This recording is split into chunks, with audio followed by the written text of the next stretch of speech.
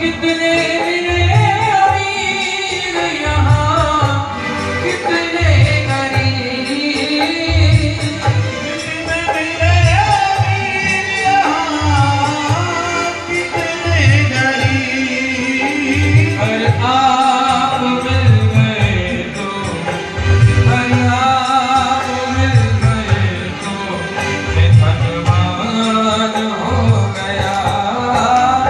तेरी शरण में आके मैं धन्य हो गया। तेरी शरण में आके मैं धन्य हो गया। तेरी शरण में आके मैं धन्य हो गया। भगवान श्री कृष्ण का बचपन का बाल सखा है, जिसने कभी कुछ मांगा नहीं और अभाव में भी भाव को इतना सर्वोपरि रखा है। कुछ भी न होते हुए एक जल में तुलसी दल डाल करके ग्रहण करता है और कहता है वाह कृष्ण कितना आनंद है। स्वामी सुखदेव जी ने कहा राजन, इस तरह भगवान कृष्ण का ऐसा बाल सखा हुआ है। इधर एक बार बहुत बड़ा एक ग्रहण पड़ा है, जिसमें सारे ब्रजवासी, द्वारिकावासी, हस्तिनापुरवासी सब गए हैं कुरुक्षेत्र स्नान करने के लिए। वहां सबका मिलन हुआ है और यहाँ ब्रजवासियों का और भगवान कृष्ण का मिलन हुआ है बहुत दिन के बाद। 100 वर्षों में मिलन। स्वामी सुखदेव जी कह रहे हैं राजन, कुरुक्षेत्र में वसुदेव जी ने यज्ञ किया है और वसुदेव जी ने जब यज्ञ किया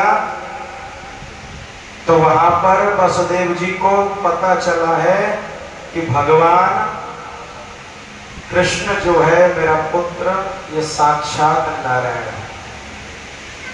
पहली बार पता चला है। और जब ये माता देवकी को पता चला, माता देवकी ने कृष्ण से कहा पुत्र मुझे आज पता चला है तो भगवान है। बोले माता तुम्हें क्या चाहिए बताओ।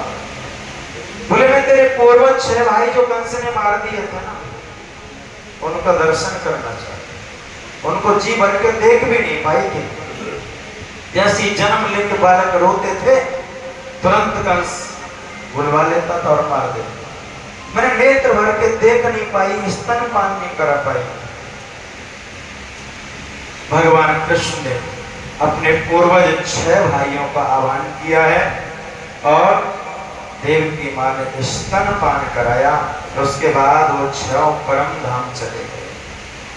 इनकी मुक्ति में थोड़ा समय रह गया था, शरीर पूरा हो गया था। भगवान ने कहा मानव शरीर के द्वारा ही मुक्ति हो सकती है, कोई दूसरी योनि नहीं है मुक्ति के लिए। अगर मानव शरीर से कोई मुक्त नहीं हो पाया तो समझ लेना मानव शरीर के बाद में यूटर्न मारना पड़ेगा।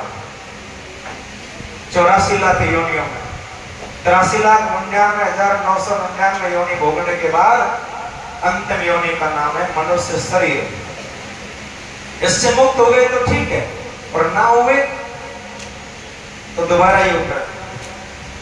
लेकिन ये मरीचि के पुत्र अच्छे मार्ग पर चले थे, मुक्ति का उपाय किया था, मुक्त नहीं हो पाए, इसलिए दोबारा इनको एक चांस भगवान ने दिया।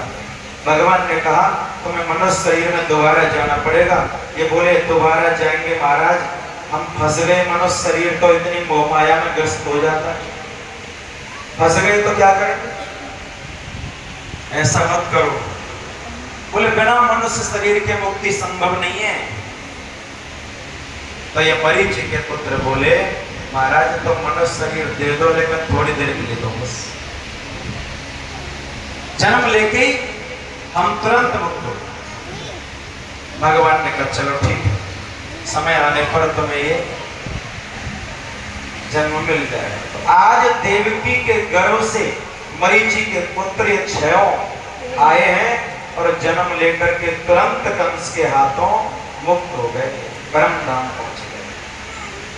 स्वामी सुखदेव जी ने कहा राजन, इस तरह देवकी ने अपने पूर्वज 6 पुत्रों को देखा है, वेद स्तुति गाई है, वृकासुर भस्मासुर की कथा है, 3 देवों में कौन बड़ा है ये प्रभु जी ने परीक्षा करी है, और एकादश स्कंद में यदुवंशियों को साप लगा है। कुछ ऋषि मुनि जंगल में ठहरे हुए थे और भगवान कृष्ण के कुछ बालक कृष्ण जाम्बती के पुत्र सांब को स्त्री का वेश धारण करके ले गए, ऋषियों से मजाक करने लगे। मुनिदेव ये बताओ, ये गर्भवती है स्त्री, इसको क्या होगा, पुत्र या कन्या? उनमें दुर्वासा भी बैठे। दुर्वासा ने देखा, ध्यान लगाया, ये तो पुत्र है कृष्ण का, जाम्बती का पुत्र सांब, और ये हमसे मजाक कर रहे हैं, तो साप दे दिया। जनस्यंती वो मंदा मुसलम कुल नाशनम, ये मूसल को जन्म देगा और वो मूसल तुम्हारे कुल का नाश करेगा। भगवान कृष्ण को पता चला, सांब का पेट फाड़ के मूसल निकाला है और मूसल को एक जगह घिस दिया, उससे जो चूरा निकला सरकंडे बने, अंत में घिसते घिसते एक पदार्थ बन जाता है, सबसे छोटा वो घिसा नहीं जाता, वो समुद्र में फेंक दिया है। उस पर एक मछली ने निगल लिया, मछुआरे ने जाल डाला है, मछली को निकाल लिया, मछली को चीरा तो उसके पेट में से नुकीला पदार्थ निकला है। उस व्याध ने अपने बाण पर लगा लिया, किसी हिरण को मारने के काम आए। स्वामी सुखदेव जी कहते हैं राजन, वसुदेव जी ने वहां यज्ञ भी किया है, और उस यज्ञ में वसुदेव जी के पास नारद जी आए और उनको राजा जनक और 9 योगेश्वरों का संवाद सुनाया है। इसमें कई प्रश्न थे और उनमें से एक प्रश्न ये भी था राजा जनक का, जो 9 योगेश्वरों ने जवाब दिया है, सबसे ज्यादा दुर्लभ क्या है?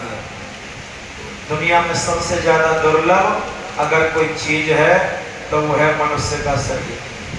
दुर्लभो मानसो देहो देहिनां क्षणभंगुरः तत्रापि दुर्लभं मन्ये वैकुंठं प्रियदर्शनम्।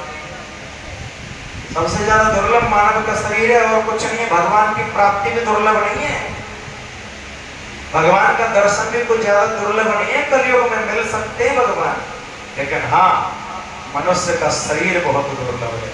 इस मानव शरीर को पाकर के भी भक्तों का संग और भगवान की भक्ति ना मिले, ये और बहुत बड़ी इस मानव शरीर को पाकर के हानि हो जाएगी। इसीलिए मानव शरीर के साथ साथ भगवान की भक्ति और भक्तों का संग मिलना भी बहुत दुर्लभ है।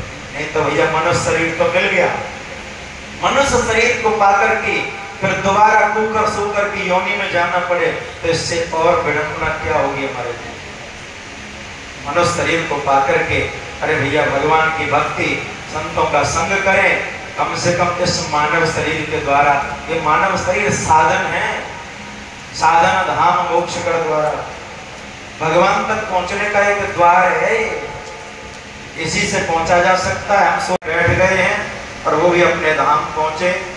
इधर भगवान कृष्ण प्रवास क्षेत्र में एक पीपल वृक्ष के नीचे बैठे हैं और दाहिने पैर पर बायां पैर रखा हुआ है। भगवान के बाएं पैर में पद्म चमकता है, वही व्याध जिसने मछली निकाली, नुकीला पदार्थ मिलाया। भगवान स्वयं संबल ग्राम मुखस्य ब्राह्मणस्य महात्मना भवने विष्णु यशा कल की प्रादुर्भविष्यति।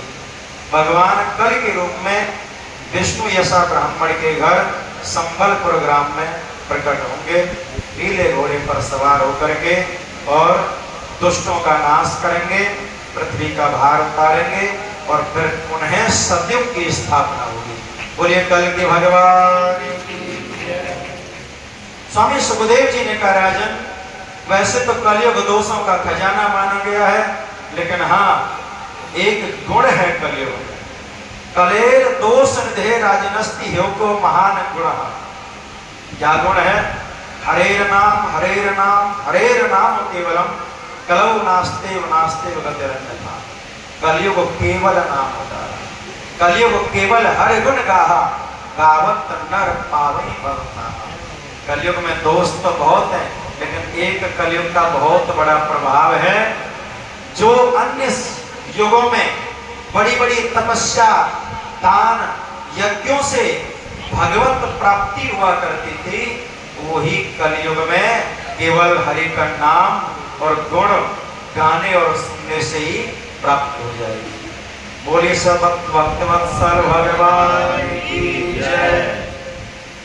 4 प्रकार की प्रलय के बारे में बताया और सुखदेव जी का अंतिम उपदेश, राजन अब तुम पशु बुद्धि छोड़ दो, तुम मरोगे, तुम नहीं मरोगे। अहम ब्रह्म परम धामा ब्रह्महम परम पदः। तुम ये चिंतन करो मैं स्वयं ब्रह्म हूं और ब्रह्म पद में ही लीन हो जाऊंगा। परीक्षित बोला प्रभु मेरा भय तो चला गया कब का? सुखदेव जी ने कहा राजन तो अब मेरी वाणी विराम दे रही है। परीक्षित बोला मेरा जीवन विराम दे रहा है। सुखदेव जी ने कहा अभी तो टाइम बहुत पड़ा है, जो तुम्हें सांप लगाया सूर्य अस्त के बाद तक्षक आएगा, अभी सूर्य अस्त नहीं हुआ है। बोले प्रभु सूर्य अस्त भले ही ना हो, लेकिन मैं अपने जीवन अस्त करके और भगवान तक जाना चाहता हूँ, क्योंकि अब जीने की इच्छा ही नहीं बची। आपने इतना सुना दिया उस प्रभु के बारे में, अब तो ऐसा लग रहा है उस भगवान से कब जल्दी से जल्दी जाके मिल जाऊं। वो कितना दीन दयाल है। तो उसी समय राजा परीक्षित ने योग के द्वारा शरीर त्याग दिया है, गोलोक प्राप्त कर लिया है। तक्षक तो बाद में आया है और उसने मरे हुए शरीर को डसा है और शरीर भस्म सात हो गया, भस्म की डेरी बन गया। जन्मेजय ने सर्प यज्ञ कराया है, बृहस्पति ने आकर के बंद कराया। और उसके बाद 18 पुराणों की संख्या ये सूत जी महाराज ने 88,000 ऋषियों को बताई। 18 पुराण है। ब्रह्म पद्म विष्णु शिव भागवत नारद मार्कंडे अग्नि भविष्य विवर्त लिंग बराह स्कंद वामन पूर्व मत्स्य गरुड़ ब्रह्मांड, ये 18 पुराण। 18 पुराण में कुल मिलाकर के 4 लाख श्लोक, 7 दिनों की संक्षिप्त सूची सुनाई और 7 दिनों की सूची मैं भी अपनी कथा की सूची सुना रहा। पहले दिन की कथा में अपने आप को बताया श्लोक, उसका भी पाठ करें। और स्वामी सुखदेव जी का अंतिम उपदेश भी यही है कि भैया भगवान का नाम कीर्तन और कथा बड़े से बड़े दुख को मिटा करके अंत में भगवान का धाम दिला देता है। इसीलिए इस श्लोक का पाठ मेरे नीचे। नाम संकीर्तनम यस्य नाम संकीर्तनम यस्य नाम संकीर्तनम यस्य नाम संकीर्तनम यस्य सर्व पाप प्रणाशनम सर्व पाप प्रणाशनम सर्व पाप प्रणाशनम सर्व पाप प्रणाशनम प्रणामो दुःख समनः प्रणामो दुःख समनः प्रणामो दुःख समनः प्रणामो दुःख समनः हम नमामि हरिं परम हम नमामि हरिं परम हम नमामि हरिं परम हम नमामि हरिं हरे नमः हरे नमः हरे नमः हरे नमः हरे नमः हरे नमः। ये भागवत का अंतिम श्लोक था। और भागवत के अंतिम श्लोक जिसका अर्थ मैंने बताया, भैया भगवान का नाम और कीर्तन आप 5 मिनट 1 मिनट 2 मिनट भी रोज घर में उच्चारण कर लोगे तो याद रखना आपका रिजर्वेशन हो जाएगा, सीट कंफर्म हो जाएगी भगवान के धाम में।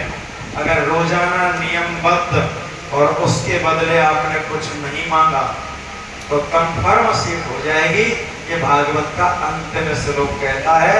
और इस दुनिया के सारे दुख भी मिट जाएंगे।